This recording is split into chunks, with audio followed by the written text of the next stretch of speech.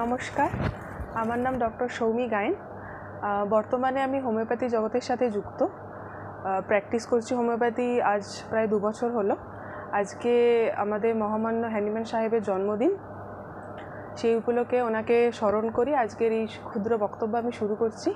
তার জন্য প্রথমেই ধন্যবাদ জানাবো ক্ষিতি দত্ত জেঠুকে। উনি আজকে আমন্ত্রণ জানিয়েছেন আমার হাজার পুষ্প দিব্য স্মারক চ্যারিটেবল ট্রাস্টের পক্ষ থেকে।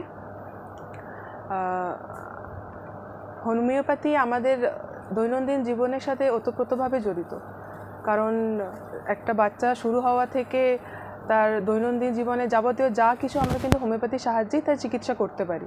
কিন্তু তার জন্য দরকার যে অবজারভেশন, যেটাকে আমরা বলি যে তার কি কি সমস্যা হচ্ছে, যেটাকে সবাই জানে যে সিমটম সিভিয়ারিটির সাথে ম্যাচিং করেই এটা করা হয়।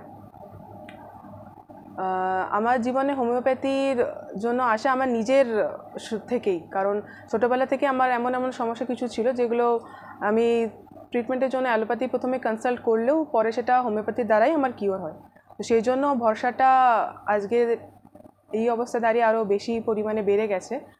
কারণ মানুষ যদি ঠিকমতো হোমিওপ্যাথিকে ইউজ করতে পারে বা ঠিকমতো যদি আমরা কোনো পেশেন্টকে হোমিওপ্যাথিক মেডিসিন দিতে পারি, কিওর অবশ্যম্ভাবী, কিওর হবেই। এটা আমি আমার প্র্যাকটিসের দ্বারা বুঝেছি।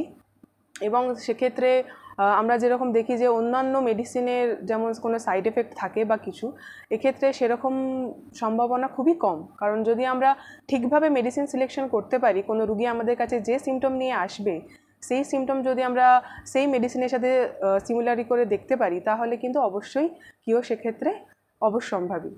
তো দৈনন্দিন জীবনে যা প্রতিদিন মেডিসিনের জন্য যেভাবে মানুষকে সাফার করতে হচ্ছে, যা তাদের পয়জনাস এফেক্ট, সেগুলো থেকে কিন্তু একমাত্র হোমিওপ্যাথি আমাদেরকে উদ্ধার করতে পারে।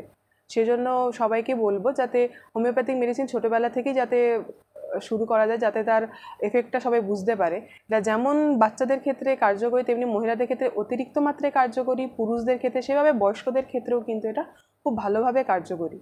সেজন্য যদি পারেন অবশ্যই ক্ষিতি জেঠু দেওয়া এই বইটি আপনারা সংগ্রহ করবেন এবং আপনার দৈনন্দিন জীবনে যা সমস্যা হবে সেই সমস্যার সাথে মিলিয়ে আপনারা ওষুধ দিতে পারেন এবং সেক্ষেত্রে আপনাদের অবশ্যম্ভাবী কিন্তু আপনারা উপকার পাবেন। এটুকু বলে আমি আমার ক্ষুদ্র বক্তব্য সমাপ্ত করলাম। ধন্যবাদ।